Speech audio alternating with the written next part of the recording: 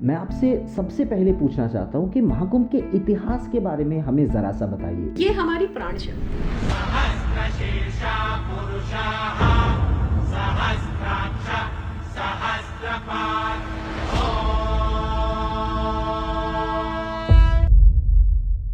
One word to describe Prime Minister Narendra Modi. I wish you have his agility and his fitness at his age. Mahakumbh को सफल बनाने के लिए कर्मचारियों का मैं विशेष रूप से अभिनंदन करता हूं। हर बार का Kumbh Mela historic, iconic, path breaking होता ही है। वो अनुभव ऐसा था जो आपको ये बताता है कि आप भारतीय हैं, आप सनातनी हैं। अग्रान घिड़नक तक नक दुम किट तक गति गनधा अग्रान घिड़नक तक नक दुम किट तक गति गनधा। नमस्ते। आज के पॉडकास्ट में हमारे साथ है Anuradha Goyal ji, author and traveller, talking about spirituality and innovation both. Bharat के वास्ट कल्चर्स और स्पिरिचुअलिटी के बारे में आपके जहन में कोई भी सवाल हो, उनके जवाब आपको आज मिलेंगे। उन्होंने किताबों के जरिए अपने विचार दुनिया तक पहुंचाए हैं और आज हम उनसे उनकी आध्यात्मिक यात्रा के बारे में भी जानेंगे। आपके जहन में महाकुंभ 2025 के बारे में भी कोई भी सवाल हो तो उनके जवाब भी आपको आज इसी पॉडकास्ट में मिलेंगे। तो तैयार हो जाइए। Welcome to GDP at MyGov.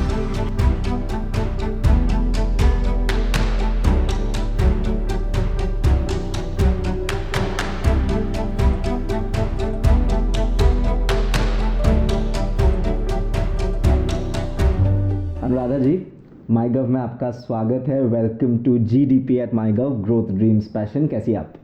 नमस्ते, thank you very much for having me and let's grow, let's dream and do it with passion. Absolutely, क्या बात है। Perfect start to our podcast. Ma'am, आपके बारे में जब मैं रिसर्च कर रहा था, आपकी एक किताब मैंने उससे पहले भी पढ़ी हुई थी, फिर जब मुझे पता चला कि ये पॉडकास्ट मैं होस्ट करूँगा और मैं पढ़ने लगा और ज़्यादा इंट्रीग्ड होने लगा। इतनी सारी चीज़ें हैं जिनके बारे में इतना कुछ जानना है, लेकिन सबसे पहले आपकी कहानी है विच आई केम अक्रॉस, जो मुझे बहुत इंटरेस्टिंग लगी और मेरे खुद के एक रियल लाइफ से भी वो कनेक्ट हुई। तो मैं आपसे ये पूछना चाहता हूँ कि आपके साथ एक घटना हुई, एक एक्सपीरियंस हुई 2015 में अयोध्या में, प्राण प्रतिष्ठा से काफ़ी पहले, which then led you to write your book Ayodhya Mahatma as well.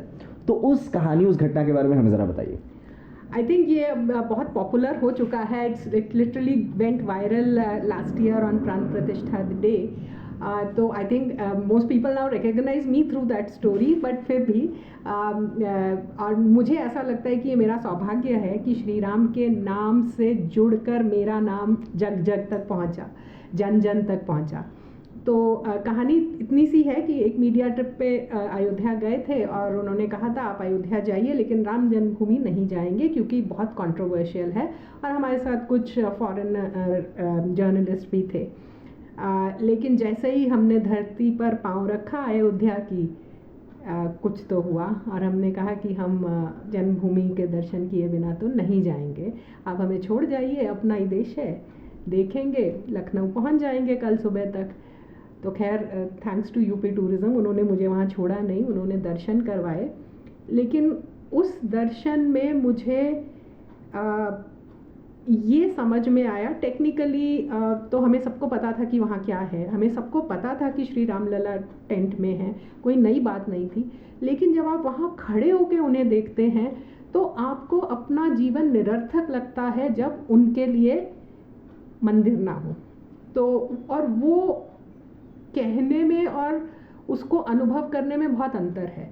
वो जब आप वहाँ खड़े होते, अब तो भगवान ना करे किसी को वो फिर से अनुभव करना पड़े, लेकिन उस समय वो अनुभव ऐसा था जो आपको ये बताता है कि आप भारतीय हैं, आप सनातनी हैं, आप श्री राम के वंशज हैं, और वो जो एक तंतु जो हमें उनसे जोड़ता है वो आपके अंदर कहीं जीवित है।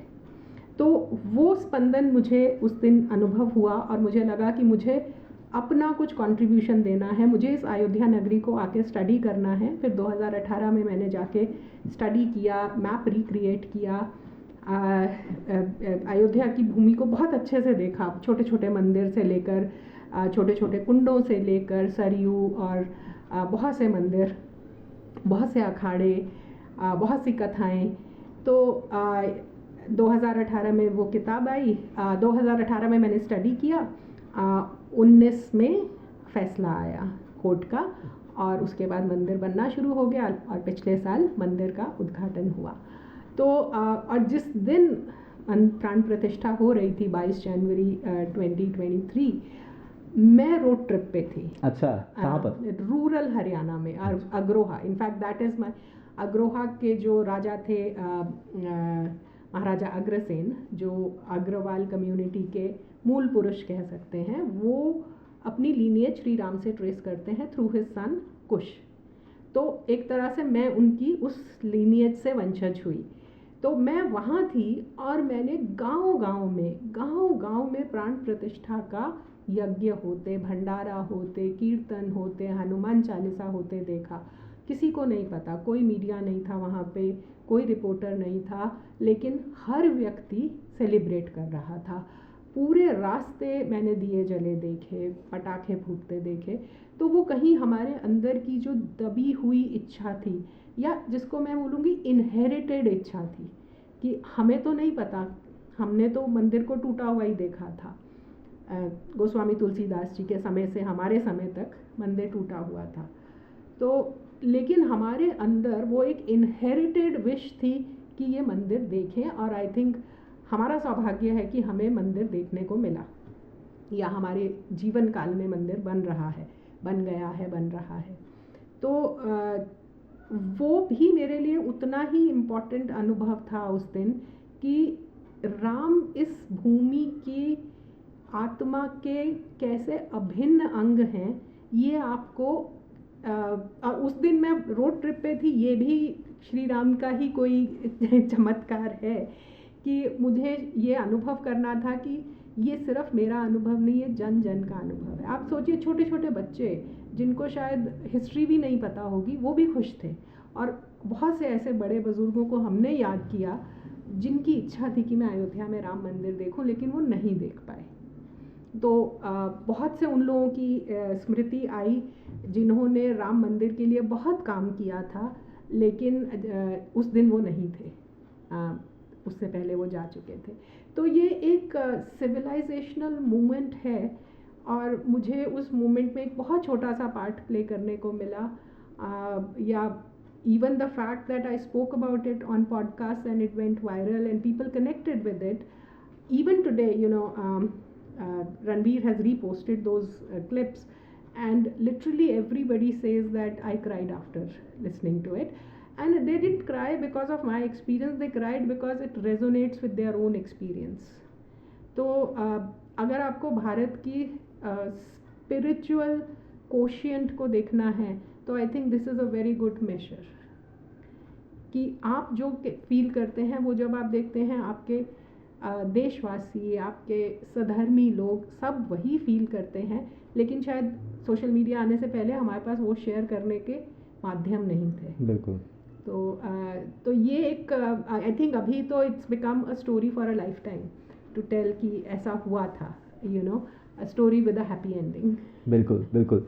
मैम, मैं आपको बताना चाहूँगा और हमारे दर्शकों को भी कि पिछले साल जब प्राण प्रतिष्ठा हो रहा था, हम 2 बार माईगव के साथ अयोध्या गए थे और वहाँ बहुत लोगों से बहुत बातचीत की।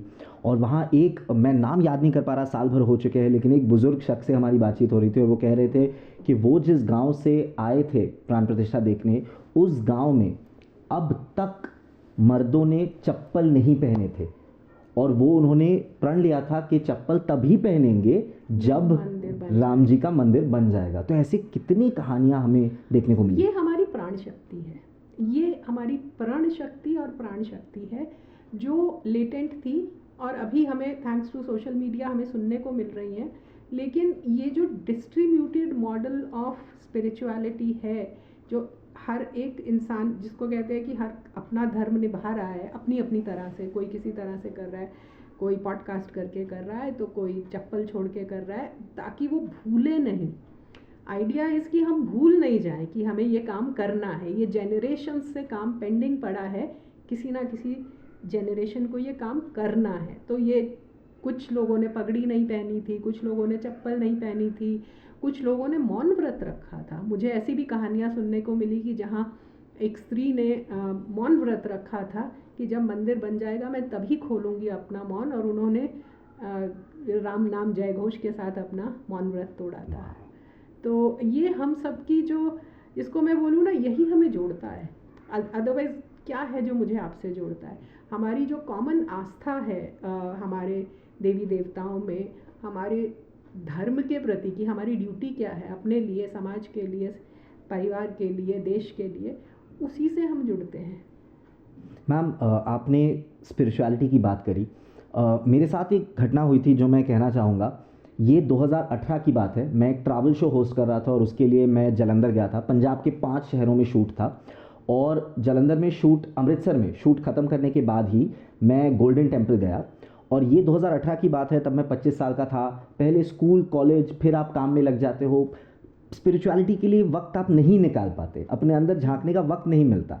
लेकिन जब मैं गोल्डन टेम्पल एंटर किया और उसके बाद पूरा राउंड लेने के बाद जब मैं लंगर तक पहुंचा और खाना खाने के बाद जब मैं प्लेट रखने के लिए वो हॉल में गया, तब मैंने देखा कि कुछ 100 बूढ़े अंकल और आंटी और दादाजी और दादी माँ सब खाना बना रहे हैं, सब प्लेटें साफ़ कर रहे हैं। और मुझे पता चला कि 2400 घंटे चलता है एंड पूरी तरह वॉलंटियर।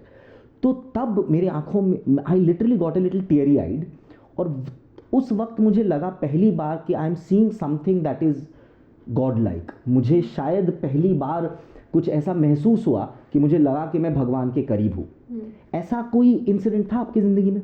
बहुत सारे। मैं बहुत तीर्थ यात्राएं करती हूँ और तीर्थ यात्राएं पढ़ाती भी हूँ अब तो जितनी तीर्थ यात्राएं हैं वो आपको यही सब अनुभव देने के लिए होती थी, क्योंकि जब हम अपनी जीवन यापन में लग जाते हैं, रोज़ की भाग दौड़, जितनी हमारी रिस्पॉन्सिबिलिटी होती है, कभी कभी हम ये भूल जाते हैं कि हम उस परम पिता परमेश्वर के अंश हैं, हम ये भूल जाते हैं।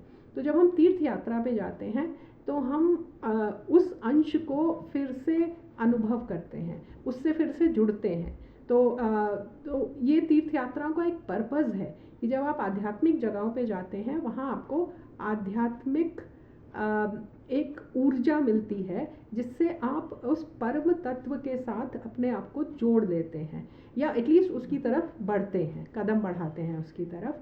तो जितने हमारे तीर्थ स्थल हैं वो आपको यही अनुभव देते हैं। आप आज भी काशी में चले जाइए, you will feel a spring in your feet. बिल्कुल। काशी किसी समय शिव का आनंद वन कहा जाता था, तो वहाँ आनंद अभी भी है। आप जाइए, आपको हर चीज़ में आनंद आएगा, आपको खाने में आनंद आएगा, आपको घूमने में, वहाँ तो लोग लड़ने में भी आनंद लाते हैं। तो वो आनंद की नगरी है। आप वृंदावन चले जाइए, श्रृंगार रस प्रेम की नगरी है, वहाँ आपको हर कोई प्रेम से बात करता है। मैंने अपनी पुस्तक में लिखा भी है कि वहाँ अगर किसी को मुझे गुस्से से भी बोलना है तो मुझे राधे ही कह के बुलाएगा।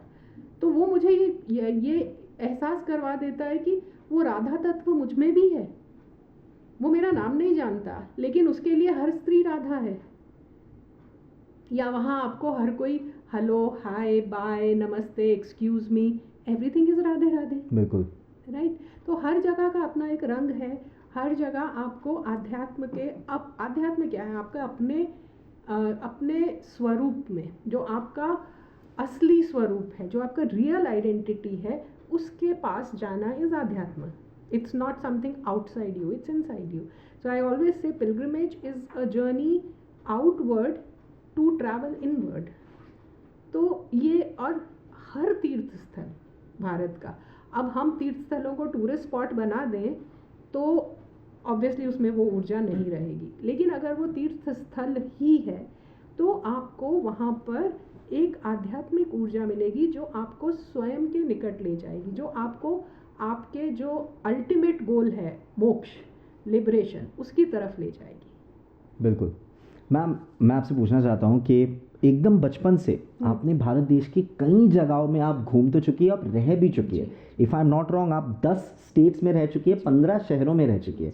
भारत देश के बारे में, क्योंकि I had the good Fortune, काम के सिलसिले में 4 शहरों में रहा हूँ, कलकत्ता, बेंगलोर, दिल्ली, बम्बई, बहुत शहरों में काम करने के लिए घूमा हूँ ट्रैवल शो के दौरान, जम्मू से लेके त्रिवेंद्रम तक।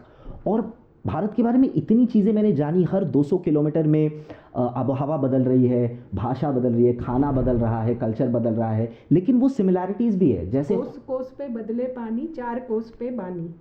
तो एक एक कोस में पानी की क्वालिटी बदल जाती है, 4 कोस पे भाषा बदल जाती है। बिल्कुल बिल्कुल, लेकिन वो सिमिलैरिटीज़ भी, जैसे त्रिवेंद्रम में भी और पंजाब में भी जो लोग मुझे पहली बार मिल रहे हैं, घर पे बैठ के खाना ऐसे खिला रहे हैं एज ए 5 साल से जानते हैं। तो ये आप जो इतनी जगहों में रही, भारत के बारे में क्या क्या आपने महसूस किया, क्या क्या जाना?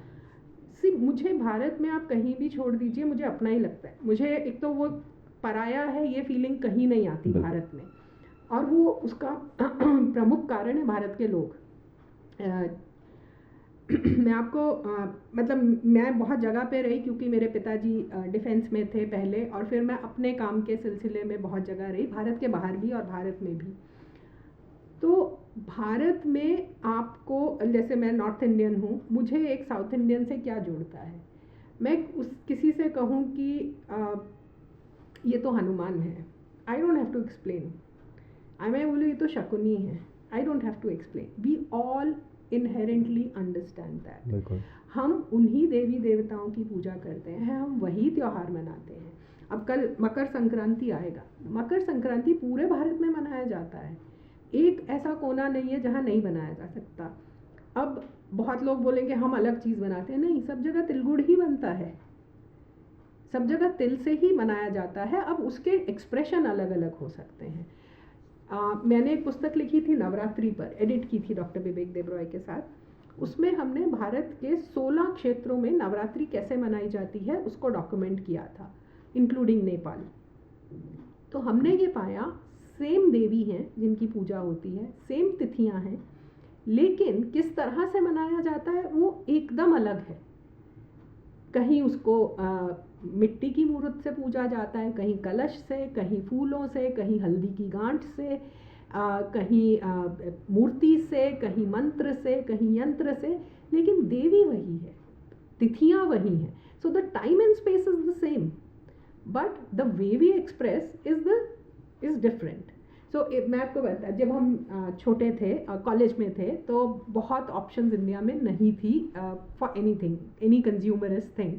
सो लेट्स से कपड़ा, सो हम लोग खादी आश्रम जाते थे, कपड़ा लेकर आते थे, सेम कपड़ा मिलता था क्योंकि उसमें 3-4 ही ऑप्शंस होते थे। और उससे, लेकिन उसको हम काट छांट के ऐसी ड्रेसेस बना लेते थे कि हर ड्रेस अलग लगती थी। वही हमारे त्योहारों का और हमारे कल्चर का है, बेस सेम है, but the way you express it, the way you celebrate is slightly different, because हमारा creative expression सबका अलग है। So it also gives us a lot of opportunity to be creative. So these were all creative rituals. हम कुछ भी outsource नहीं करते थे events की तरह। तो अगर आप दिवाली है तो आप घर पे दिए खुद बनाएंगे, सफाई खुद करेंगे, रंगोली खुद बनाएंगे, फूल खुद सजाएंगे, सब कुछ हम खुद करते थे। तो it gave us those windows of opportunities to be creative. And arts and crafts जो थे, they were a part of living it, not something to outsource and get the best thing done. It doesn't matter. Everybody, even today, if you travel in the villages of Eastern India especially, you will see every house is painted beautifully by the people themselves. Everywhere. So मेरे हिसाब से हमें जो base में जोड़ता है वो हमारी आस्था है, वो हमारे जो कॉमन बिलीफ हैं ऑन फॉलोइंग आर धर्म अर्थ काम मोक्ष, ऑन फॉलोइंग आर वर्णाश्रम धर्म, वो हम अभी भी मोर और लेस फॉलो करते हैं। कभी कभी भूल जाते हैं बट मोर और लेस फॉलो करते हैं।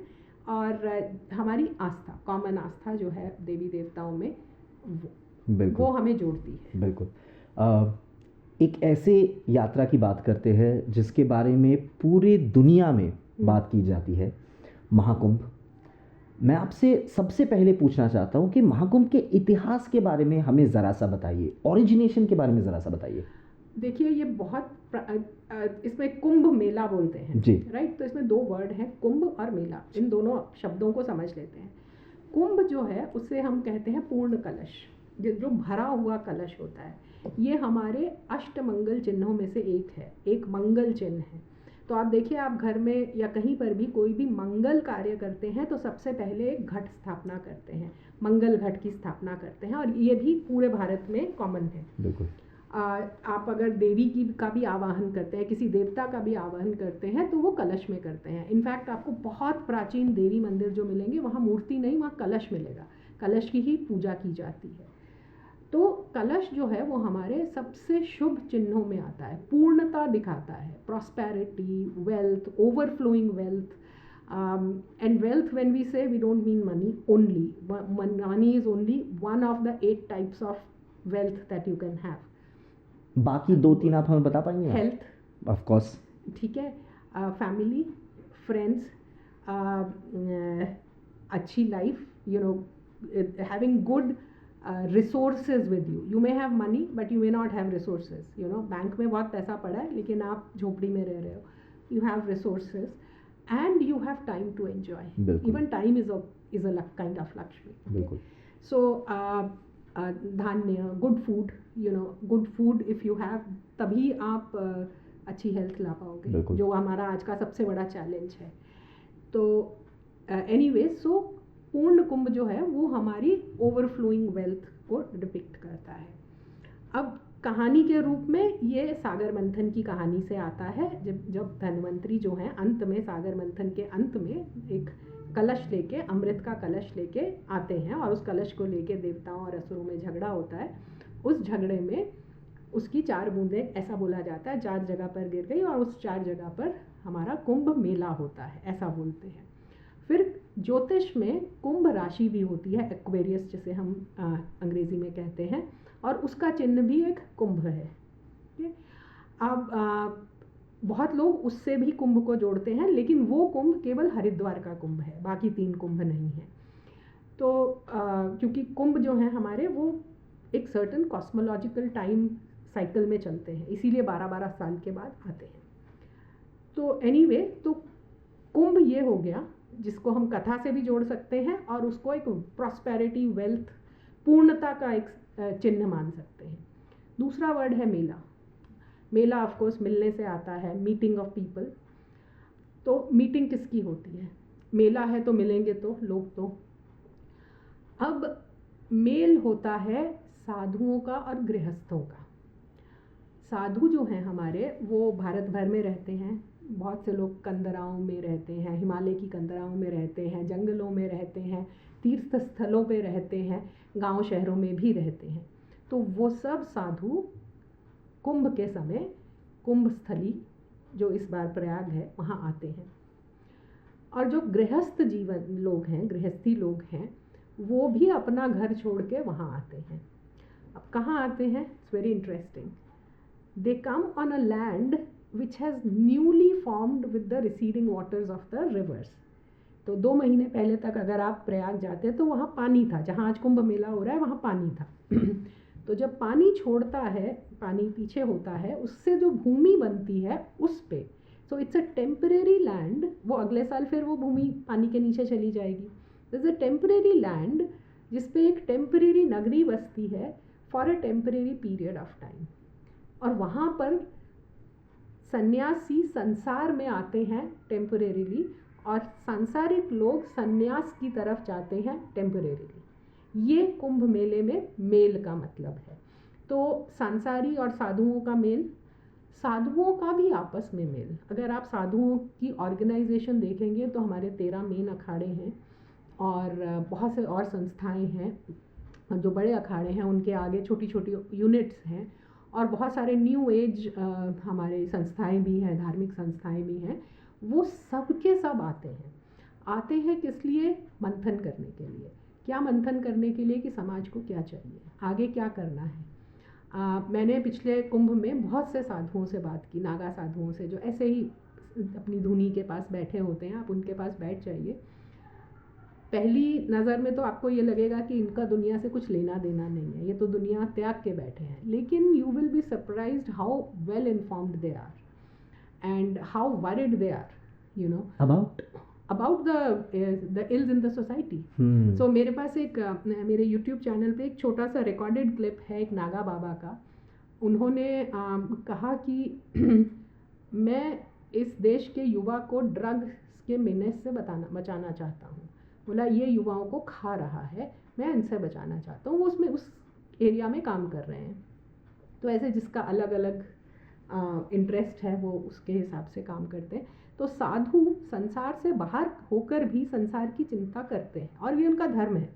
जिस तरह अगर हम रामायण में भी पढ़ते हैं तो जो ऋषि मुनि होते थे वो संसार को का बैलेंस बनाए रखने के लिए जो करने की आवश्यकता होती थी वो करते थे। तो आज के ऋषि मुनि भी वो करते हैं। तो ये करते हैं। और जो सांसारिक लोग हैं वो कुछ दिन अपना सांसारिक जीवन छोड़ के वहाँ पर एक साधुवत रहने का प्रयास करते हैं।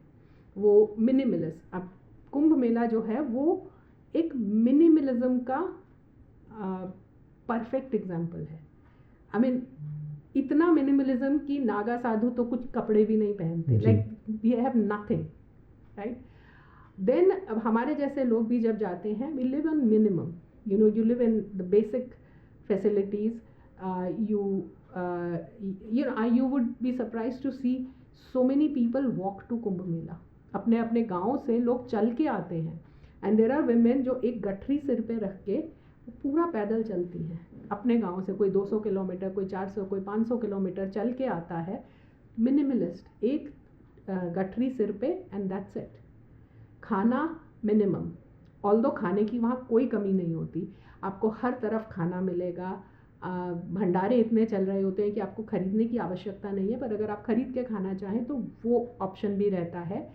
लेकिन फिर भी लोग मिनिमम खाने पे रहते हैं। There are Kalpvasis who spend a substantial time in Kumbh Mela. उनके लिए एक अलग अरेंजमेंट होता है, उनको एक छोटा टेंट या एक कुटिया जैसा कुछ दिया जाता है।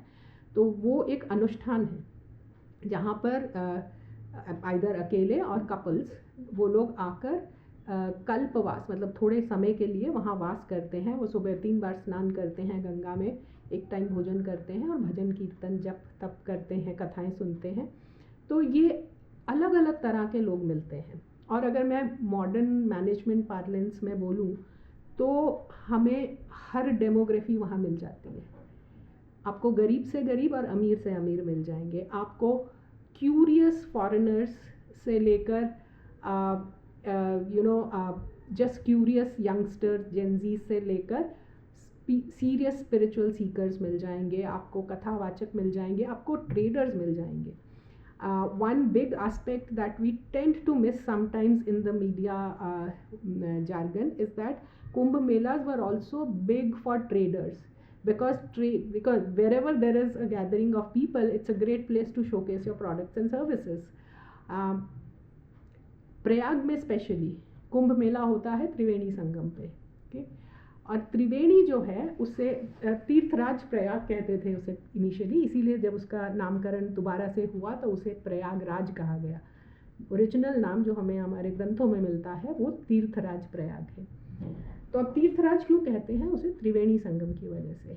3 नदियाँ तो फिजिकली हमें दिखती हैं, गंगा, यमुना, सरस्वती। उसे हमने माना है कि ये ज्ञान मार्ग, कर्म मार्ग और भक्ति मार्ग का संगम है। सरस्वती जो है वो ज्ञान मार्ग है, वो दिखाई नहीं देती। ज्ञान आपके अंदर होता है, वो दिखाई नहीं देता। यमुना जो है वो भक्ति मार्ग है, वो थोड़ी दिखती है, थोड़ी छुपी रहती है। और गंगा जो है वो कर्म मार्ग है, जो आप जो भी कर्म करते हैं वो सबके दिखाई देता है। तो ये एक है, ये बहुत सुंदर सी एक एनालॉजी है। फिर उसे हम हमारे शरीर में ईड़ा, पिंगला और सुषुम्ना नाड़ी भी मानते हैं। ईड़ा हम गंगा को मानते हैं, पिंगला हम यमुना को मानते हैं और सुषुम्ना हम सरस्वती को मानते हैं। ईड़ा पिंगला हमारी चलती रहती हैं, दिखती है, सुषुम्ना दिखती नहीं है। मैम अगर आप बुरा ना माने, इन तीनों चीज़ों का मतलब हम पूछना चाहेंगे। ईड़ा इज द हमारा जो स्वर चलता है नाक में। अच्छा। तो द लेफ्ट नॉस्ट्रिल इज से जो हम लेते हैं सांस वो ईड़ा है, और जो राइट से लेते हैं वो पिंगला है। अच्छा। और जो उनके बीच में जो साधु अचीव करने की कोशिश करते हैं कि दोनों से बराबर चले, दैट्स सुषुम्ना। अच्छा। ये योगिक कॉन्सेप्ट्स हैं, ठीक है। ज़्यादा डीप हो रहा है तो आई कैन कीप इट। नहीं मैम, हम तो बातें ही कर रहे हैं ताकि हम और डीप जाए। ठीक है, तो ये है। और इसे बहुत से लोगों ने उसे एक जीवंत श्री चक्र भी माना है, बिकॉज श्री चक्र के भी टॉप पर एक ट्रायंगल होता है। ठीक है, तो इसलिए ये तीर्थराज प्रयाग है। और इसका जो कुंभ है वो सबसे ज़्यादा पॉपुलर है। कुंभ तो चारों जगह पे होता है।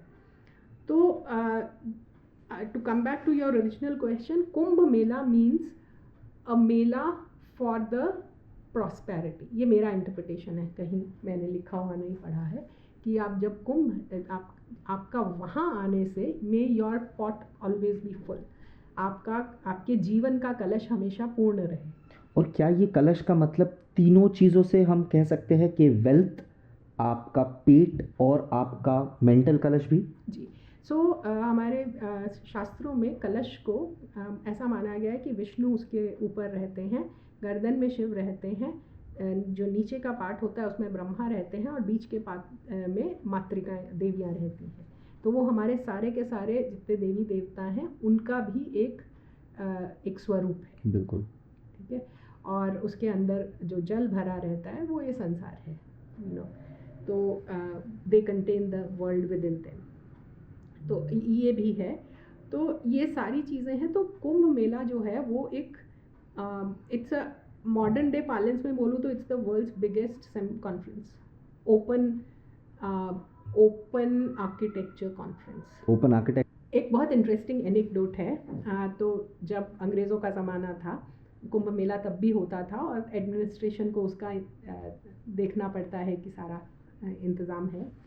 तो एक ब्रिटिश ऑफिसर ने बोला कि ये इतने लोग आते कैसे हैं। पहले तो उन्हें ये समझ में नहीं आया कि इतने सारे लोग एक जगह एक समय पे इकट्ठे हो सकते हैं, लेकिन उन्होंने बोला इनको किसने इनवाइट किया। People said nobody. They said who is going to host them, Nobody. But how did they know when to turn up? And they say it's our Panchang.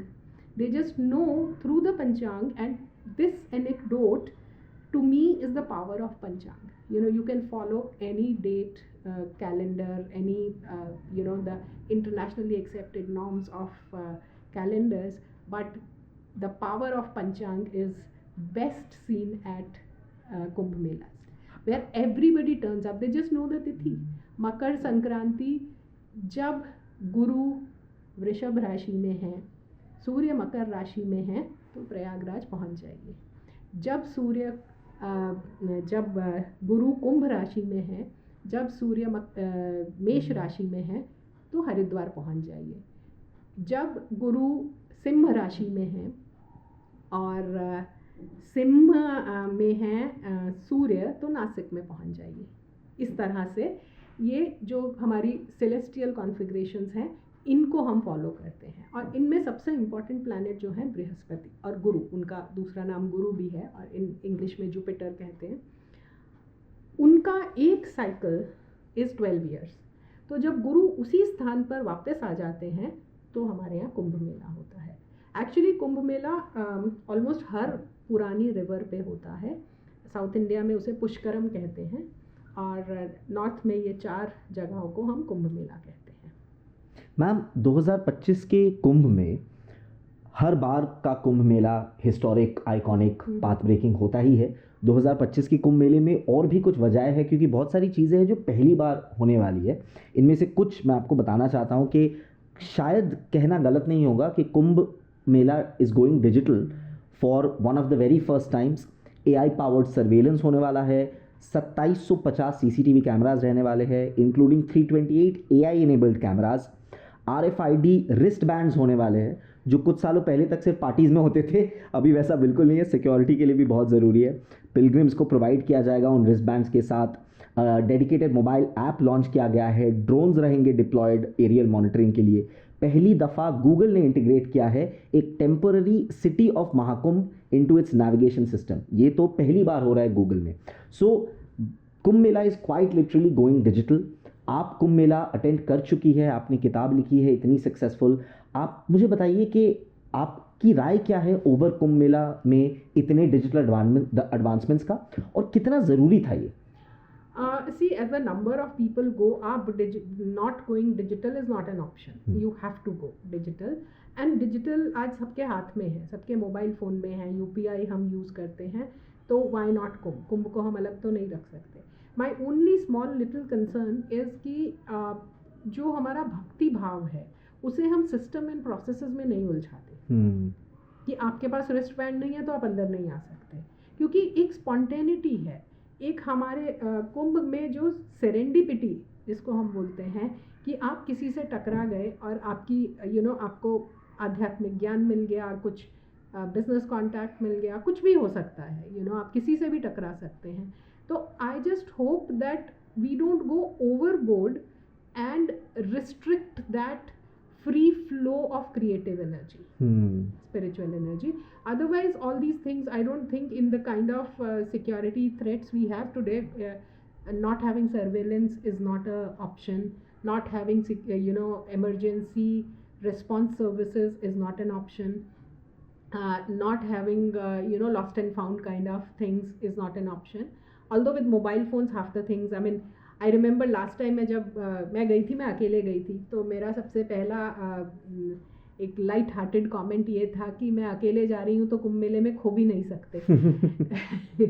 लेकिन वहाँ जाके मुझे लगा कि अब कुंभ में खोना ऑलमोस्ट इम्पॉसिबल है. और ये किस साल की बात है? ये पिछले कुंभ में, तो 2019 का अर्ध कुंभ जो था उसमें, तो वो भी बहुत बड़े स्केल पे था.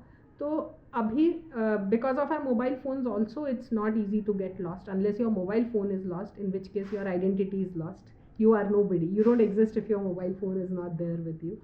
सो उन चीज़ों को I hope it has been taken care of. बिल्कुल. मैं सोच रहा था कि आप जिन नागा बाबास की बात कर रही थी, और सिर्फ वो नहीं, इतने बुजुर्ग भी है जो जाते हैं नागा बाबास के पास, तो I am very sure smartphone वो कैरी ही नहीं कर रहे, और शायद करते हैं, शायद बहुत जन ऐसे भी है ना जो मैम नहीं करते.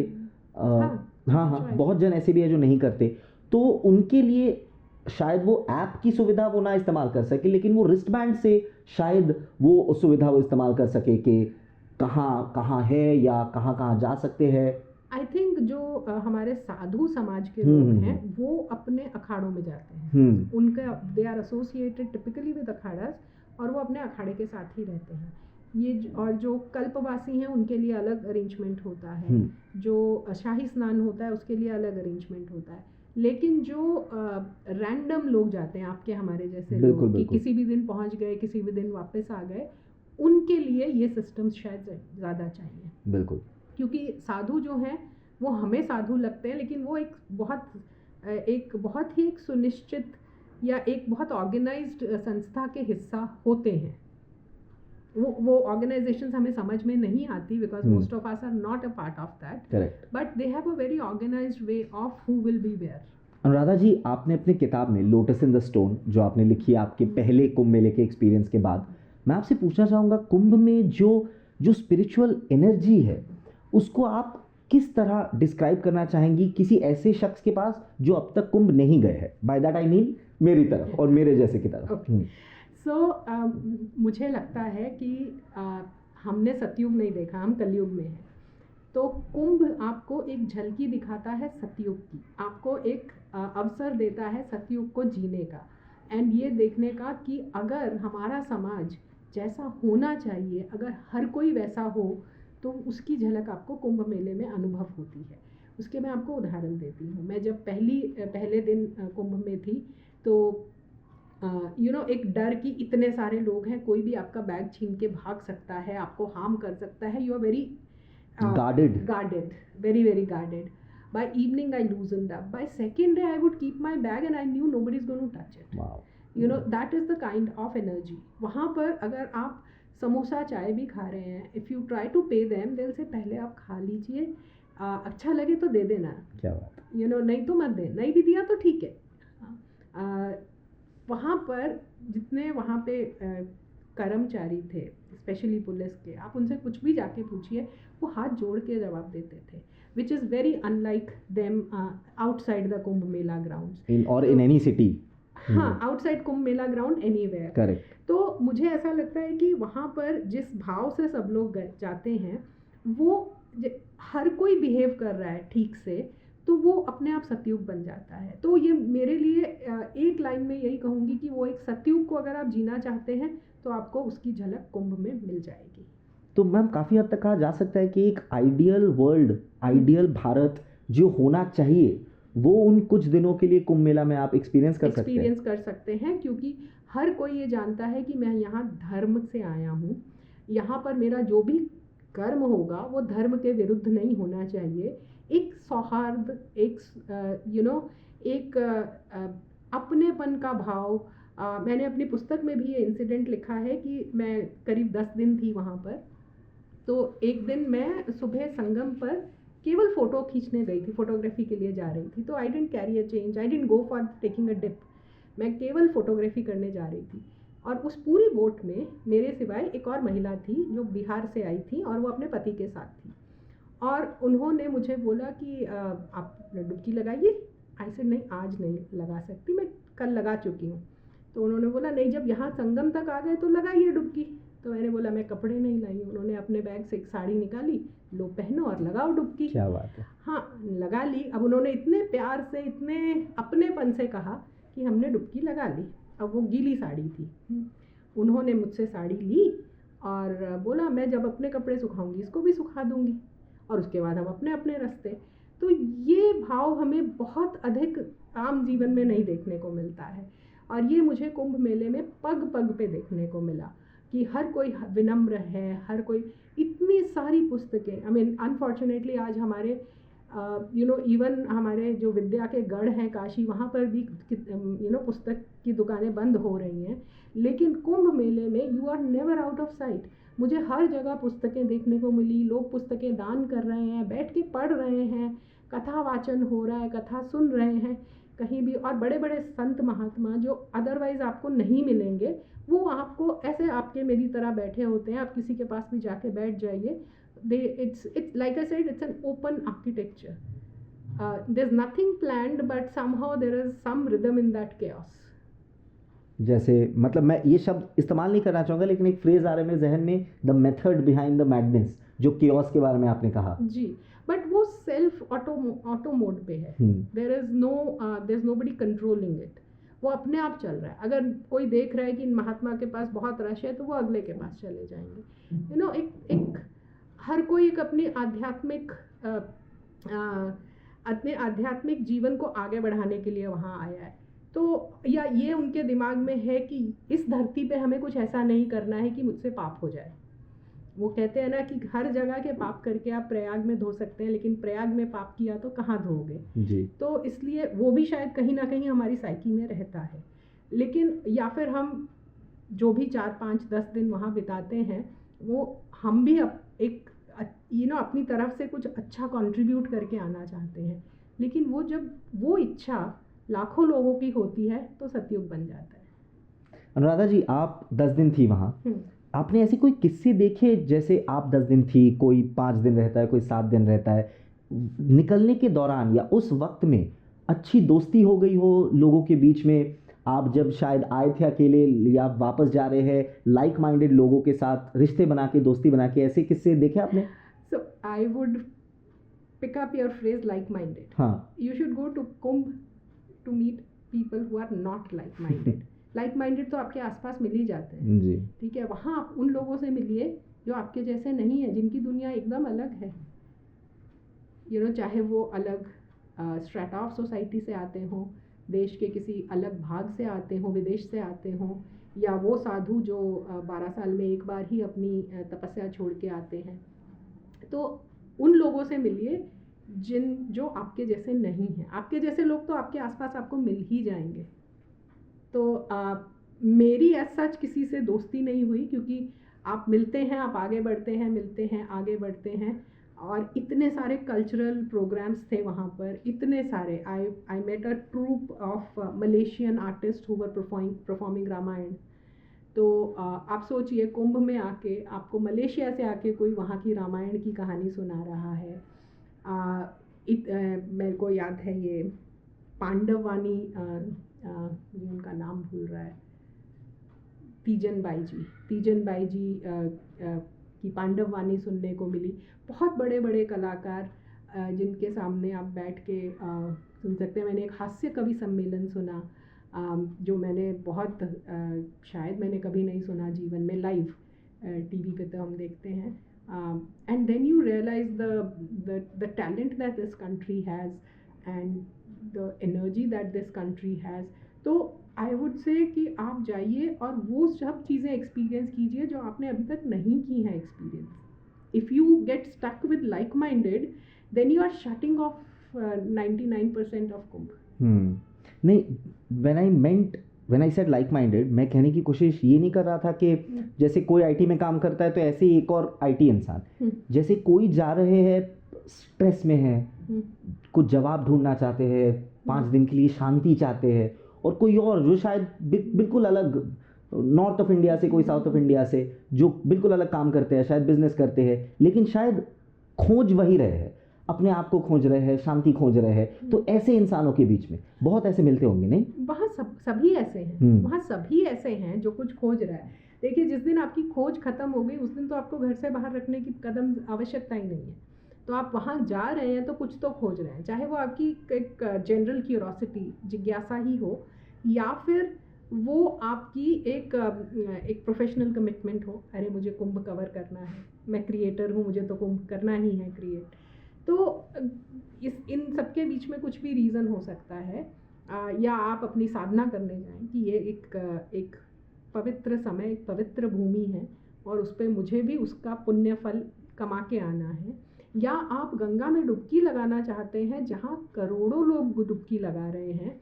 और मैं हमेशा सबसे कहती हूँ कि अगर हमारे पूर्वजों ने कोई प्रथा आरंभ की थी तो उसके पीछे कोई ना कोई कारण होगा। बिल्कुल, ठीक है, वो कारण हमें शायद ना समझ आता हो, लेकिन अगर हम अपने आप को स्मार्ट समझते हैं तो जिनसे हम निकले हैं वो हमसे स्मार्ट ही होंगे। ठीक है, तो इसलिए बहुत से कारणों से लोग आते हैं, बहुत से लोगों से लोग मिलते हैं, आप किसी के साथ टच में रह सकते हैं, but mostly people move on. It's more like a solo journey that you do in the crowd of millions. Correct, बिल्कुल। मैं आपसे पूछना चाहता हूँ कि मैंने कहीं पढ़ा था कि कॉस्मोलॉजिकल कैलकुलेशंस भी है जिनका एक इम्पैक्ट रहता है कुंभ के दिनों पे, कुंभ के डेट्स पे। इसके बारे में ज़रा छोटे में हमें बताइए। तो लाइक आई सेड कि जो डेट्स डिसाइड होती हैं वो तो कॉस्मोलॉजिकल मोशन से ही होती हैं। The 3 planets basically we take into account, Jupiter, sun and moon to an extent. तो जुपिटर जब वृषभ राशि में होता है, जो कि अभी है, और जब सन मकर में है, जो कि मकर संक्रांति के दिन जाता है, इसीलिए ये कुंभ हमेशा मकर संक्रांति पे शुरू होता है, तो उस तब प्रयाग में कुंभ होता है। इसी तरह जब जुपिटर कुंभ राशि में होता है और सूर्य जो है मेष राशि में होता है, तब हरिद्वार में कुंभ होता है। तो इसलिए actual Kumbh Mela is the one that happens at Haridwar. Nashik और उज्जैन में जो होते हैं उन्हें सिंहस्थ कहा जाता है, क्योंकि वो सिंह राशि से जुड़े हैं। तो ये हमारा कॉस्मोलॉजिकल रीज़न है। देन मकर संक्रांति के दिन सूरज जो है वो उत्तरायण में जाता है, इसीलिए हम लोग उत्तरायण भी इसको फेस्टिवल को कहा जाता है, पोंगल कहा जाता है, लोहड़ी कहा जाता है। भारत भर में अलग अलग नाम से इसको मनाया जाता है, लेकिन अल्टीमेटली अगर हम सूर्य के मोशन को, जो 360 डिग्री एक साल में जाता है, अगर उसको हम 2 पार्ट्स में डिवाइड करें तो 6 महीने वो नॉर्थवर्ड मूव करता है और 6 महीने वो साउथवर्ड मूव करता है। तो जो नॉर्थवर्ड मूवमेंट होती है सन की, उसे उत्तरायण कहते हैं, विच स्टार्ट्स ऑन मकर संक्रांति। तो इसलिए सूर्य का उत्तर में जाना वो शुभ पार्ट माना जाता है। आपको महाभारत की कथा पता होगी कि भीष्म पितामह ने वेट किया था उत्तरायण होने तक का बिफोर लीविंग हिज बॉडी। तो ये हमारे साल का शुभ पार्ट माना जाता है जब सूर्य उत्तर की तरफ जाता है। तो ये ऐसे बहुत से योग हैं जिनसे ये कैलकुलेट होता है, बट मोटा मोटा हमारा पंचांग ये हमें बता देता है कि कौन सा कुंभ कब होगा। 12 साल में हम बोलते हैं महाकुंभ होता है, लेकिन जुपिटर का जो टाइम है पूरा सर्कल का वो 11.8 ईयर्स है। तो एवरी 83 ईयर्स एक्चुअली एक कुंभ होता है। 84 में होना चाहिए, बट 83 3rd ईयर में होता है, क्योंकि वो छोटा सा करेक्शन करना होता है। ऐसे ही वो अगर हम बिल्कुल माइन्यूट करेक्शंस में जाएंगे, जैसे हम लीप ईयर करेक्शन करते हैं, वैसे इसके में भी होता है। बहुत लंबे टाइम फ्रेम पे जाएंगे, आई थिंक 2500 साल के करीब टाइम फ्रेम पे जाएंगे, तो फिर 1 साल आगे पीछे होता है to make adjustments for that movement. But मोटा मोटा 12 साल में कुंभ होता है चारों जगह पे। और उत्तरायण की वजह से ही इसे शुभ माना जाता है। और इसमें जो तिथियां पड़ती हैं, अलग अलग कुंभ मेलों में अलग अलग तिथियां पड़ती हैं। जैसे इस कुंभ मेले में, प्रयाग के कुंभ मेले में मकर संक्रांति को शुरू होता है, फिर बसंत पंचमी पड़ती है, फिर महाशिवरात्रि पड़ती है, और बीच में जो माघ अमावस्या आती है उसे मौनी अमावस्या कहते हैं। तो ये कुछ ऐसे पर्व हैं जहाँ जो तप, जप, ध्यान, पूजा पाठ के लिए एक बहुत शुद्ध मुहूर्त माने जाते हैं, शुभ मुहूर्त माने जाते हैं। उसमें किया हुआ तप जो है वो आपको ज़्यादा फल देता है। अदरवाइज़ भी हमारा जो इंडियन कैलेंडर सिस्टम है उसमें हम महीने में 5 पर्व आते हैं। पर्व वो तिथियां हैं जब there is a transition in the sky. What are these parvas? Amavasya, Purnima, दोनों अष्टमी और एक सूर्य संक्रांति, जब सूर्य एक राशि से निकल के दूसरी राशि में। हमारे जितने पर्व हैं वो मोर और लेस इन्हीं पर्वों पर पड़ते हैं। या तो सूर्य अपनी स्थिति बदल रहा है, या कोई और प्लैनेट अपनी स्थिति बदल रहा है, मून अपनी स्थिति बदल रहा है। पूर्णिमा, अमावस्या, अष्टमी हम मून से कैलकुलेट करते हैं और संक्रांति हम सूर्य से कैलकुलेट करते हैं। तो इन्हीं पर्वों पे हमारे अधिकतर व्रत, त्योहार और जितनी हमारी सेलिब्रेशंस हैं वो इन्हीं पे होती हैं, क्योंकि transitions are not easy. You need to do something to tide over transitions. Anuradha ji, आप कुंभ खुद जा चुकी है, आपने इतनी सफल किताब उस पर लिखी है। मैं आपसे छोटे में पूछना चाहूँगा कि अगर आपसे पूछा जाए कि क्या इम्प्रूवमेंट्स की जा सकती है ताकि भारतीय टूरिस्ट भी और जो बाहर से आते हैं उनके लिए भी एक्सपीरियंस और बेहतर बनाया जा सके। देखिए, मुझे लगता है कि कुंभ का जो एक्सपीरियंस है वो बहुत ही पर्सनल और बहुत ही एक स्पिरिचुअल एक्सपीरियंस है। तो उसको आप यूनिफॉर्म नहीं कर सकते। इट डिपेंड्स ऑन आप अभी कहाँ हैं अपनी स्पिरिचुअल जर्नी में, उसके ऊपर ही डिपेंड करेगा कि आप कुंभ में क्या महसूस करते हैं, क्या करते हैं। The only thing that you can ensure is that people can reach there is ample place for people to stay. It's neat and clean, which can be really a put off if it's not, because हम उसको इतना पवित्र मान रहे हैं। वो पवित्रता की भावना नहीं आएगी अगर सफाई नहीं होगी।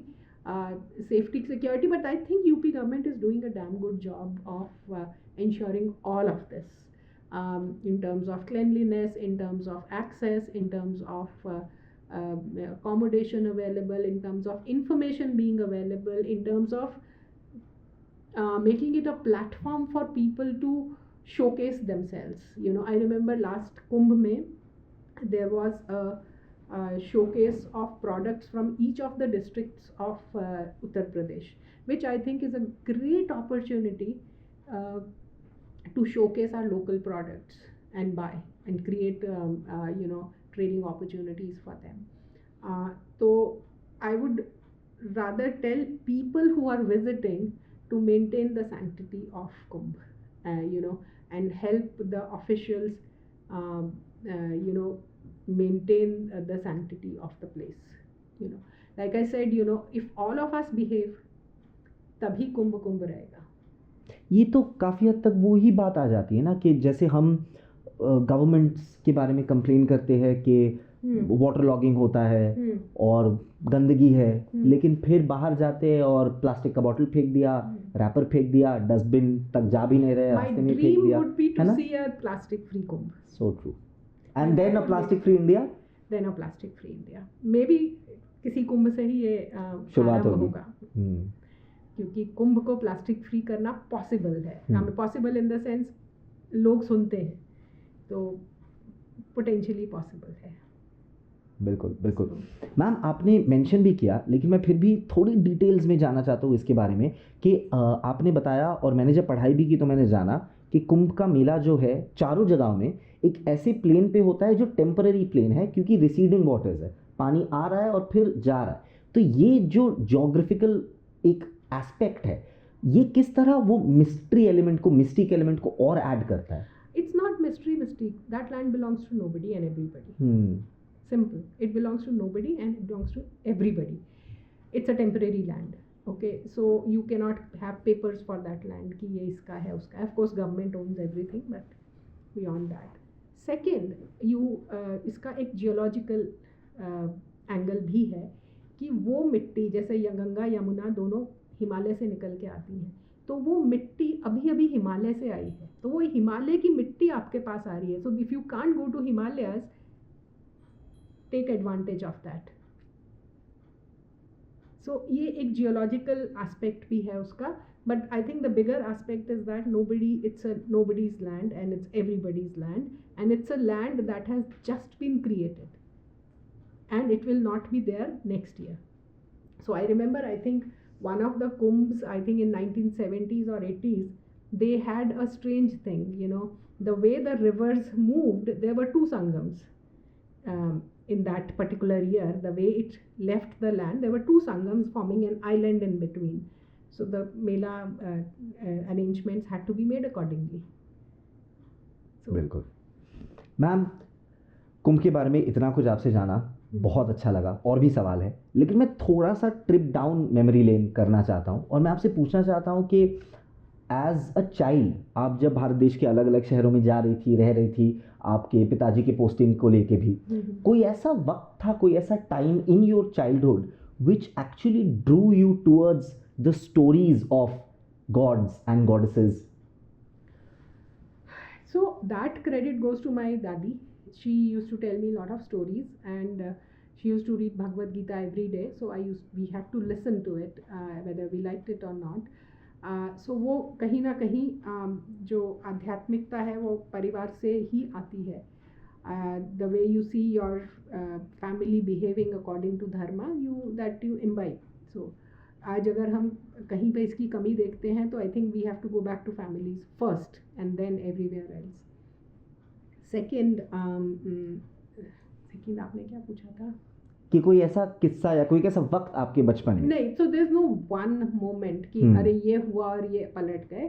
The grounding was given by family, and the flight was taken off by travels. जितना आप भारत देश को घूम घूम के देखेंगे, अल्टीमेटली यू विल फाइंड कि इसमें आध्यात्म के सिवाय और कुछ नहीं है. हर चीज़ में आध्यात्म है. आप आर्ट देखिए, आप म्यूज़िक देखिए, आप डांस देखिए, आप कल्चर देखिए, पेंटिंग्स देखिए, आप जो भी देखिए उसका आधार धर्म ही है. उसको that is just an instrument for you to reach your own higher self. That is an instrument to pursue excellence. मैं, आपने ट्रैवल की जो बात करी, मैं दो इंसानों का नाम लूँगा, दोनों बहुत सक्सेसफुल इंसान, दोनों बहुत मैं इंस्पायर्ड हूँ उनसे. एक के साथ मिल चुका हूँ, काम कर चुका हूँ, दूसरे से बाकी है अभी भी. एक है हेल्दीफाई मी, जो ऐप है हेल्दीफाई, उनके फाउंडर तुषार वशिष्ठ. दूसरे पंकज त्रिपाठी, उनको तो सब जानते हैं, उनको कौन नहीं जानता. दोनों ने कहा है कि आपके काम के सिलसिले को, आपके करियर को शुरू करने से पहले अगर आपके पास वक्त मिले तो आप भारत देश को घूमिए. आप ट्रेन में बैठिए और पूरा भारत देश आप घूमिए.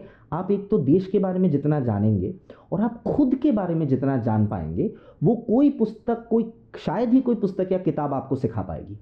तो क्या राय है इस बारे में आपकी? One line answer is that travel is the best university in life you can have. You can read everything, you can cram everything, but when you experience it, there's nothing that can take it away.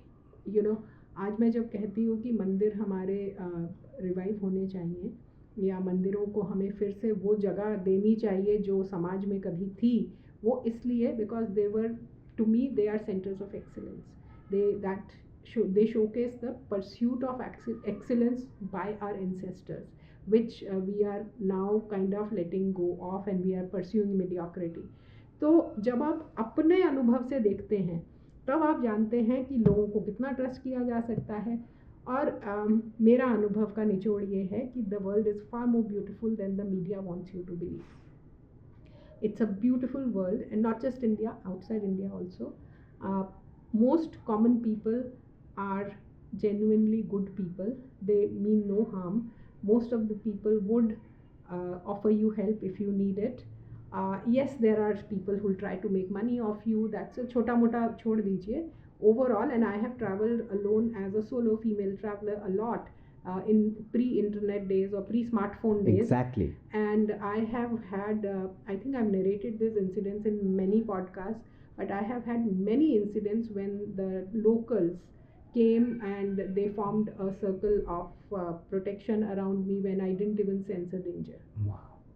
So many incidents. That's how the normal person behaves here. The incidents that we read in newspapers are actually exception. They are not a norm, and that's why they make news. The good behavior is the norm. That's why it doesn't make news. Most people are good. Of course, you take your precautions. Of course, you also keep in check your own behavior. As long as you are respectful, most people will give you back multifold. Anuradha ji, अगर आपसे पूछा जाए किस तरह की पुस्तकें, कौन सी scriptures आप रेकमेंड करेंगी उन यंगस्टर्स को जो अपनी स्पिरिचुअल जर्नी स्टार्ट करना चाहते हैं, जिनमें से एक मैं हूँ? मैंने एक छोटी सी बुकलेट लिखी है जिसका नाम है how to read Indian scriptures based on my experience of reading it first hand. अब मैं ट्रेंड संस्कृत में नहीं हूँ, कुछ नहीं हूँ. मेरी मास्टर्स डिग्री कंप्यूटर साइंस में है and worked in IT industry. तो मेरे लिए भी ये पुस्तकें पढ़ना आसान नहीं था. But one fine day I was really annoyed after reading something that an author had written. Okay? And then I said, if I don't write my history, these are the guys who will, this history will become reality. तो मैंने पढ़ना शुरू किया करीब 8-9 साल पहले. मैं रोज़ सुबह उठ के 1-1.5 घंटा मैं स्क्रिप्चर्स पढ़ती हूँ, Sanskrit plus Hindi. And based on my experience of reading it for so many years, I've written a small booklet. I seriously recommend everybody to use that to start their own reading journey. But to answer crisply, अगर कुछ नहीं पढ़ा है तो रामायण से शुरू कर दो. And then you will find your path. You'll find your path. एक सच्चाई है, और ये बोलने में मुझे कैसा लग रहा है, मेरा सेकंड लैंग्वेज हिंदी नहीं था, मेरा थर्ड लैंग्वेज था, क्योंकि मैं कलकत्ता में पला बड़ा. लेकिन आजकल जब मैं 31 साल का हूँ, जब मैं मेरे जो 23 साल की कॉलीग या 25 का कॉलीग, उनके सामने मैं 26 कहता हूँ, 67 कहता हूँ, मैं 73 कहता हूँ, मैं 64 कहता हूँ, उनको पता नहीं. That's okay. कहते रहिए, वो सीख जाएंगे. हाँ, तो मैं ये पूछ रहा था कि it's a little sad thing, लेकिन हमारे यंगस्टर्स हिंदी के साथ उतना इन टच नहीं है. तो अगर हिंदी, ये आप सिर्फ एक बहुत छोटे से अर्बन यूथ की बात कर हाँ, रहे हैं. बहुत छोटे से. मैं अभी बनारस रह के BHU में पढ़ा कर आ रही हूँ. जी जी जी. और वहाँ हर कोई हिंदी ही बोलता है. वहाँ आप अंग्रेजी बोलेंगे तो आपको एक्सप्लेन करना पड़ता है, या आपको अंग्रेजी बहुत डम डाउन करके बोलनी पड़ती है. And which gave me a lot of Joy. तो ये जो आप जिस छोटे से की बात कर रहे हैं, वो एक बहुत छोटी कैटेगरी है अर्बन यूथ की. और ये वो यूथ है जो हर हवा के साथ बदलते रहते बदल जाता है. तो जिस दिन हमारी हवा चलेगी, ये भी बदल जाएंगे. अभी हम देख रहे हैं ना, कितने सारे social media influencers spiritual content बना रहे हैं. बिल्कुल बिल्कुल. ठीक है, तो ये आप करते रहिए, किसी ना किसी दिन वो मेहनत रंग लाएगी. बिल्कुल. You know, and people will realise कि हम जितनी अच्छी बातें, हम जितनी न्यूएंसेस हमारी भारतीय भाषाओं में हैं, उतनी न्यूएंसेस अंग्रेजी में नहीं है, क्योंकि वो यहाँ की उपज नहीं है. तो वो इस धरती में रची बसी नहीं है. हम उसको इंटरनेशनली काम करने के लिए यूज़ करते हैं. ठीक है. तो और आपको रामायण, महाभारत और हमारे मेजर ग्रंथ सब हर भारतीय भाषा में मिल जाएंगे. तो मैं हम सबको बोलती हूँ, Sanskrit plus your own mother tongue. Sanskrit और अपनी मातृभाषा की ट्रांसलेशन ले लीजिए, उसे पढ़िए. अनुराधा जी, आपने ये टर्म सुना है, ब्रेन रॉट? नहीं, पर बताइए. अच्छा, तो ये इंटरनेट के स्लैंग में ब्रेन रॉट का मतलब होता है, आप इंटरनेट पे इतनी चीज़ें नॉन स्टॉप देखे जा रहे हैं कि आफ्टर पॉइंट ऑफ टाइम आपका ब्रेन वर्क करना बंद कर देता है. आप सिर्फ स्क्रॉल किए जा रहे हो माइंडलेसली. ऐसा कंटेंट आप स्क्रॉल कर रहे हो कि कोई वैल्यू एडिशन नहीं हो रहा. कभी कभी तो मुझे मतलब काफ़ी इंटेलिजेंट लोगों से ये भी जानने को मिला है कि अगर वैल्यू एडिशन वाली चीज़ें भी आप नॉन स्टॉप देख रहे हो तो भी ब्रेन रॉट ही होता है. मतलब after point of time you have to stop watching and start doing something. लेकिन वो हो नहीं रहा है. Brain rot is a very real thing nowadays, specially in youngsters. तो किस तरह स्पिरिचुअलिटी इस चीज़ को बदल सकती है? First of all, we have to have more creators than consumers. You know, we have a huge population which is only consuming, and consuming is very easy. We have to make consuming not so easy. You should be doing some more effort than just, you know, opening your phone and start scrolling. Maybe it's time to have paid content, or I don't know, you know, something has to be done around that. Second, I think social relationships is something where the youth is really lacking. You also mentioned that. So you need to have real life interactions with people. Once people figure out the joy of interacting with other human beings, that will probably keep them away from phone. But unfortunately, it's also a medium to reach out to people for everything, anything and everything. Today, I think news is also primarily consumed on social media and not on the mainstream channels. And anyway, they don't give you news, they only give you controversies. या फिर चिल्लाना. Yeah, so they are only interested in controversies, and I don't think they have viewership left anymore, and the whole viewership has shifted to social media. But there has to be a mechanism to make people interact in real life. But having said that, since you work a lot with the startup founders, you would know that they are, the best minds in the world are trying to make you use phone as much as possible. More exactly. Right. So I think somewhere this dharma has to first reach the corporate corridors, where they should not work for profit at any cost. They should not say that it doesn't matter what you do with my product as long as you buy it. Correct. So I think somewhere the corporate India, and I'm specifically saying India because in good old days, India has always been an entrepreneur's country. Even 5,000 years ago, Indus Valley civilization or Sindhu Saraswati civilization, बिल्कुल. we know about that civilization is traders. We know about business people of that. We don't know if they had a king, but we do know they had traders. They had businessmen. They were global businesses. तो हम तो हमेशा से business करते रहे हैं. तो ये अभी क्यों ऐसा हो रहा है कि profit at every cost, any cost, या आप मेरे से खरीद लो, उसके बाद आप फेंक भी दोगे तो चलता है. सो बहुत बार ऐसा होता है कि लेट्स से आपको कैमरा की बैटरी चाहिए, but you are not very sure कि ये मेरे ही कैमरा में लग जाएगी. आप बोलते हैं भाई मैं लगा के देख लूँ, लग गई तो ले लूँगा, नहीं लगी तो आप ले लो. जैसे नो, आप खरीदिए, नहीं लगी फेंक दीजिए. वो लार्जर पर्सपेक्टिव में उसको देख ही नहीं पा रहे हैं. तो जो धर्म है वो आपको अपने और समाज के बीच का संतुलन बताता है कि ये आपको वो काम करना है जिससे आपका भी हित हो और समाज का भी हित हो. अगर आप सिर्फ अपना हित देखेंगे तो at some point in time समाज will collapse, and which is what we are seeing. Ma'am, आपने जो लीडिंग द वर्ल्ड की बात करी, हमारे इस गवर्नमेंट के अंडर पिछले 10 साल में economy currently 5th largest economy है, 5th मोस्ट पावरफुल इकोनॉमी है भारत की इन द वर्ल्ड. 2014 से पहले इट वाज एट 11th की बात तो ना ही की जाए तो अच्छा है. जिस तरह का डिजिटल बूम हुआ है, स्टार्टअप बूम हुआ है, पूरी दुनिया में भारत का startup ecosystem is the 3rd best in the world. NASA के अचीवमेंट्स तो हर दूसरे हफ्ते इतने कमाल के आ रहे हैं. These are just some developments that I am talking about. लेकिन एट द सेम टाइम हमारा वी हैड जनवरी 22 इन 2024 में प्राण प्रतिष्ठा भी हुआ, ऐसी बाकी चीज़ें भी हो रही है. तो जिस बैलेंस की आप बात कर रही है वो गवर्नमेंट थोड़ा बहुत दिखा भी पा रहा है, और ये बैलेंस लाना कितना ज़रूरी है? बहुत ज़रूरी है. Otherwise we'll see if India progresses and we lose Indianness, it's not going to help us. We have to bring back the glory of India in a very Indian way, which is about pursuit of excellence, which is about pursuit of knowledge, which is about Sarve Bhavantu Sukhina. Because an Indian mind or thought system works not for oneself, not for one's family, but for the whole world. And places like Mahakumbh are perfect example of Atithi Devo Bhav, perfect opportunities for Atithi Devo Bhav. I think our tourism industry needs to do a lot more for that. There are a lot of gaps in the policy in terms of visitors not getting that wow environment.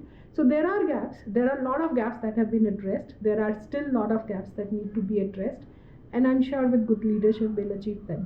Anuradha ji, आप 3 अलग-अलग देशों में रह चुकी है. कौन-कौन से थे वो? I have lived briefly in US and UK. अच्छा, आप यूएस में रह चुकी है, यूके में रह चुकी है, आप पूरे दुनिया के इतने देशों में ट्रैवल कर चुकी है, तीर्थ के लिए भी, काम के लिए भी। वेस्ट भारत देश को किस तरह पहले देखा करता था और अब किस तरह भारत देश की तरफ देखता है? मैं आपको एक अपने पर्सनल एग्जांपल शेयर करती हूँ. आई think this is way back in 2003. I was in UK for a project. And this is when we were still looked upon as snake charmers. You know, although people had started recognizing the IT power, but we were still snake charmers. So I remember in एक मेरे manager थे, वहाँ के local manager थे, जिन्होंने बहुत condescending वे में बोला कि अरे तुम्हारे लिए तो बहुत अच्छा ऑफिस होगा. और मैं उस समय इन्फोसिस के लिए काम करती थी. तो मैंने उसको बोला मेरा ऑफिस देखोगे इंडिया का? बोला दिखाओ. मैंने इन्फोसिस की वेबसाइट खोली. Stunning pictures of the campus which is world class. और वहाँ पे एक स्विमिंग पूल का बहुत सुंदर पिक्चर था. से जब मैं बैंगलोर में होती हूँ, मैं यहाँ बैठकर रोज़ ब्रेकफास्ट करती हूँ. That guy had absolute awe and he said I am so sorry I am making you work in this box like office. This is how we change the world view. कह के नहीं, करके. बिल्कुल बिल्कुल. Amazing to hear that ma'am. आपकी किताब unusual temples of India, उसमें इतने सारे लेसर नोन टेम्पल्स के बारे में भी आपने बात की है. उनमें से अगर एक दो के बारे में आप हमें बता सकें. एक जो बहुत इंटरेस्टिंग टेम्पल है वो चिलकुर बालाजी टेम्पल है, जिसे वीज़ा टेम्पल के नाम से जाना जाता है. ये हैदराबाद से थोड़ा बाहर है, हैदराबाद के आउटस्कर्ट्स में है. तो वहाँ लोग जाते हैं वीज़ा मांगने. मतलब उन भगवान की स्पेशलिटी है कि आप प्रार्थना कीजिए तो आपको वो कहीं का भी वीज़ा लगवा देते हैं. अच्छा, इसलिए जाते हैं? जी हाँ. तो और लाइनें लगी होती हैं और बहुत भीड़ होती है. तो ये अब वीज़ा तो पुराना प्रोसेस नहीं है. हाँ, पिछले 25, 30, 50 साल की उपज है वीज़ा. तो वहाँ पर जब मैंने वहाँ के जो पुजारी हैं उनसे बात की, तो उन्होंने बोला कि शुरू में कुछ यंगस्टर्स आए थे जिनको बाहर जाके पढ़ाई करनी थी या सर्विस करनी थी, और उनका वीज़ा लग गया यहाँ आने के बाद, और ऐसे वर्ड ऑफ माउथ से लोग आने लगे. और जैसे जैसे लोग आने लगे तो एक प्रथा बन गई. प्रथा क्या बन गई कि जब आप मन्नत मांगने आते हैं तो आप एक 11 चक्कर लगाते. छोटा सा मंदिर है लेकिन उसके 11 चक्कर लगाते हैं. जब आपकी इच्छा पूरी हो जाती है तो आप आके 108 उसकी परिक्रमा करते हैं. वहाँ बाकायदा एक कार्ड मिलता है जिसपे 108 लिखा रहता है पेन के साथ. एक चक्कर मारिए, उसमें टिक कीजिए ताकि आप भूल नहीं जाएं 108 चक्कर. तो ये एग्जाम्पल है, ये उसका उदाहरण है कि मंदिरों की प्रथाएं कैसे बनती हैं, क्योंकि ये हमारी आंखों के सामने हुआ है. उसके पहले वीज़ा जैसी कोई चीज़ होती नहीं थी. तो ये मंदिर मुझे बहुत इंटरेस्टिंग एग्जाम्पल लगता है कि जो ट्रेडिशन भी है लेकिन बहुत मॉडर्न भी है, और ये हमें बताते हैं कि प्रथाएं कैसे बनती हैं. कुछ मंदिरों के साथ कुछ कथाएं कैसे जुड़ जाती हैं. मैम, आपकी किताब में द माउस चार्मर्स आपने फोकस किया है बहुत सारे इंडियन डिजिटल एंटरप्रेन्योर्स पे. कोई ऐसे पैरेलल्स जो आपको दिखते हैं innovation in the digital space और भारत के जो एंशिएंट ट्रेडिशंस रहे हैं उसमें? Interesting question. I don't know if it is correct to say, but most successful businesses, even in the new age businesses, वो आज भी उसी कम्युनिटी के लोग रन कर रहे हैं जो ट्रेडिशनल बिजनेस फैमिली से आते हैं. ये एक ऑब्जर्वेशन है मेरा. और वो क्यों है? क्योंकि उनको बेसिक ऑफ बिजनेस समझ में आता है, how the businesses are run. ये मेरा एक ऑब्जर्वेशन है. लेकिन एंजमेंट, मुझे लगता है कि pursuit of excellence is one word, कि जहाँ जहाँ हम परस्यूट ऑफ एक्सीलेंस करते हैं वहाँ वहाँ हम एक यूनिकॉर्न खड़ा कर देते हैं. तो ये हमारे मंदिरों में भी मिलता है. जो हज़ारों साल से इतने सुंदर मंदिर खड़े हैं वो किसी की परस्यूट ऑफ एक्सीलेंस थी जो आज भी खड़ी है और जो हमें आज भी प्रेरणा देती है. और ये जो न्यू एज बना रहे हैं ये इस समय की परस्यूट ऑफ एक्सीलेंस है, लेकिन इसकी लॉन्जिविटी कितनी होगी वो समय बताएगा. मैं आपसे पूछना चाहता हूँ कि तीर्थ के एक्सपीरियंस में, तीर्थ के ट्रैवल के लिए टेक्नोलॉजी किस तरह उसको और बेहतर बना सकती है, आपको लगता है? तीर्थ के लिए तो इंफॉर्मेशन दे सकते हैं आप. आज ऑथेंटिक इंफॉर्मेशन बहुत जगह नहीं मिलती है. आप मंदिर में चले जाइए, आपको कुछ मंदिर के बारे में इंफॉर्मेशन नहीं मिलेगा. इट्स माय ड्रीम प्रोजेक्ट कि कभी हम सारे मंदिरों का एक डेटाबेस बना के उसको डिजिटली अवेलेबल कराएं. और मेरे जैसे बहुत से ट्रैवल ब्लॉगर्स ने ऑलरेडी काम कर दिया. It's a matter of aggregating that. तो इंफॉर्मेशन करवाएं. और मेरी इच्छा है कि हम होटल मोड से निकल के धर्मशाला मोड पे। अब इसमें एक इमेज का प्रॉब्लम है, हमें लगता है धर्मशाला मतलब कोई बहुत बेसिक होगा, लेकिन हमें धर्मशालाओं को इनोवेट करना है, क्योंकि होटल जो हैं वो बने थे लग्जरी के लिए, टू एंजॉय, भोग विलास के लिए। धर्मशाला बनी थी अपने धर्म का पालन करने के लिए। तो हमें धर्मशालाओं को रेनोवेट करके इनोवेट करना है, ताकि तीर्थयात्री वहाँ जाके अपनी तप जप साधना कर सके बिना भोग विलास में इन्वॉल्व हुए। क्योंकि आप जब तीर्थ के लिए जा रहे हो, आप तो अपनी लग्जरी से निकलने के लिए जा रहे हो, Absolutely. है ना? एग्जैक्टली, बिल्कुल सही बात है। Radha ji, we are almost towards the end of the podcast. मैं आपसे पूछना चाहता हूँ, what next in your journey as an author, as a blogger? क्या कोई नया प्रोजेक्ट है, कोई नया डेस्टिनेशन जिसके बारे में आप एक्साइटेड है?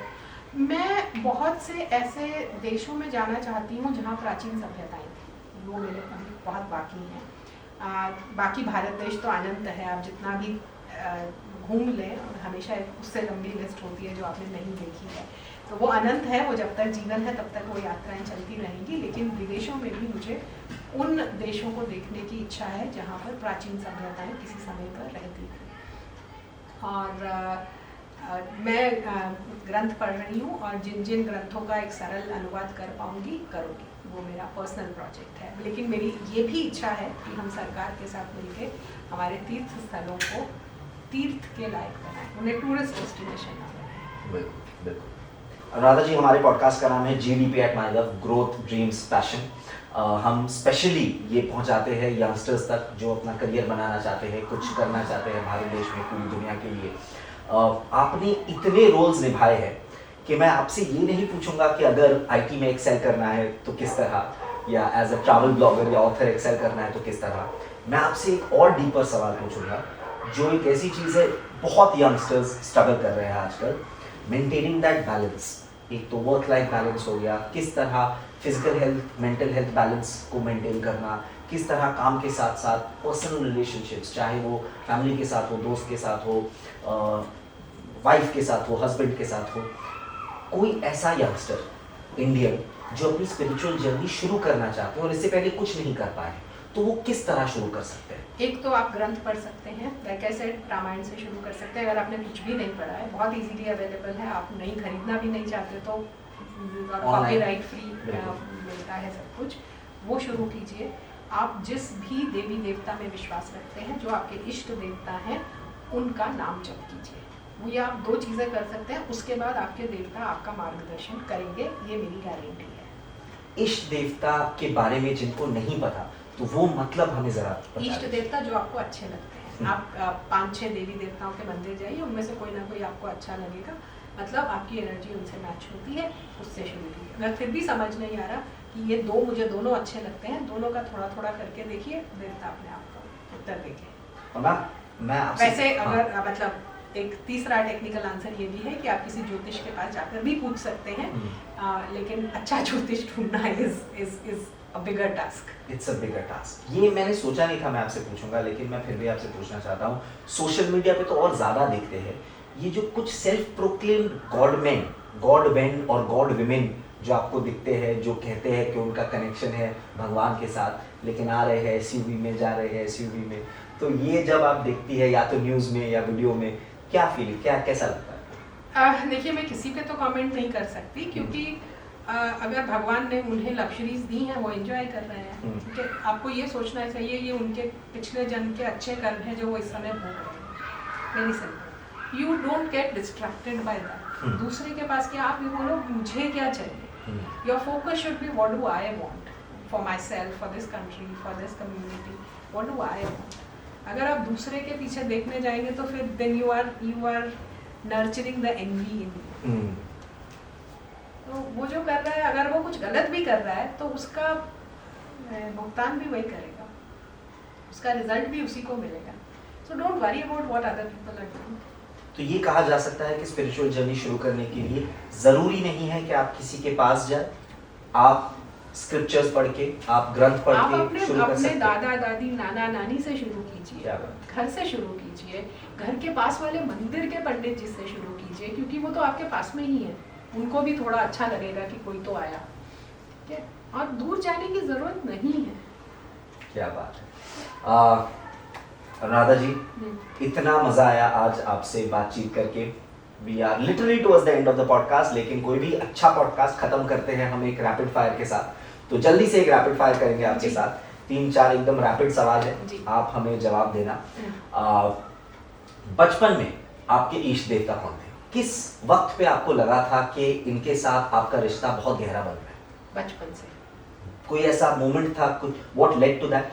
we had my like I said my दादी used to read गीता, तो वो रोज उनकी कथा सुनते थे, घर में उनके चित्र थे, उनकी पेंटिंग्स थी, that's it, and I always knew that he will be there for me ever, and और कोई मेरे साथ है नहीं, ये तो मेरे साथ है, और जब ये मेरे साथ है तो फिर और कोई हो ना हो doesn't matter। बिल्कुल। ये एक ऐसा सवाल है जो हम हमारे सारे GDP एट माइंड के गेस्ट को पूछते हैं। One word to describe prime minister Narendra Modi. I wish you have his agility and his fitness at his age. क्या बात है। I wish even the worst of your enemies have the kind of fitness and agility and health he has at this age. Which automatically allows you to do so much more, नहीं? yes. बिल्कुल बिल्कुल। मुझे याद नहीं आ रहा कौन ये कह रहे थे, बट आई थिंक टेक्निकल गुरुजी ये कह रहे थे, गौरव ये कह रहे थे कि ओमनी प्रेजेंट है पीएम मोदी, आज यहाँ इस काम में है, कल वहाँ है, बीच में शाम को एक और जगह काम पे है, तो मतलब उतनी एनर्जी तो हम यंगस्टर्स भी नहीं दिखा पाते। So is a big motivating factor. One word to explain your experience at Kumbh Mela. Satyug, the क्या? glimpse of Satyug. 2025 के महाकुंभ से आप क्या एक्सपेक्ट कर रही हैं? Lot of people experience the Satyug. Lovely. Anuradha ji, हमने तो सोचा था सिर्फ 1 घंटा रोल करेंगे, लेकिन हम 2 घंटे से बातचीत कर रहे हैं। सबसे पहले तो हमें ये वक्त देने के लिए, हमें अपने घर पे वेलकम करने के लिए बहुत बहुत शुक्रिया। बहुत ज़्यादा अच्छा लगा आपसे इतनी बातचीत करके, इतनी आई ओपनिंग चीज़ें मुझे खुद को भी पता चली स्पिरिचुअलिटी के बारे में। Thank you so much. आपको कैसा लगा, आपके लिए कैसा था? बहुत अच्छा अनुभव था। I hope it reaches out to your target audience of the youngsters, ताकि वो भी अपनी स्पिरिचुअल जर्नी से अपनी लाइफ एनरिच कर सकें। दे अचीव देयर धर्म अर्थ काम मोक्ष, all the 4 goals of their life. Absolutely guys, we are very very sure कि आपको ये पॉडकास्ट बहुत ज़्यादा अच्छा लगा। कमेंट्स में लिख के हमें बताइए कैसा लगा। अगर आपके इर्द गिर्द फैमिली मेम्बर्स में, दोस्तों में आप जानते हैं कि कोई अपनी स्पिरिचुअल जर्नी शुरू करना चाहता है, स्ट्रगल कर रहा है, सवाल है उनके दिमाग में, खोज रहे हैं कुछ, तो ये उनके साथ ज़रूर शेयर कीजिए। बहुत सारे जवाब उनको मिलेंगे। End of course Kumbh Mela के बारे में भी आपको जवाब यहीं इसी पॉडकास्ट पे मिलेंगे। सब्सक्राइब कीजिए माय द इंडिया को for more such content just like this. मैं आपका दोस्त कोरक रॉय अगले एपिसोड पे आपसे मिलता हूँ।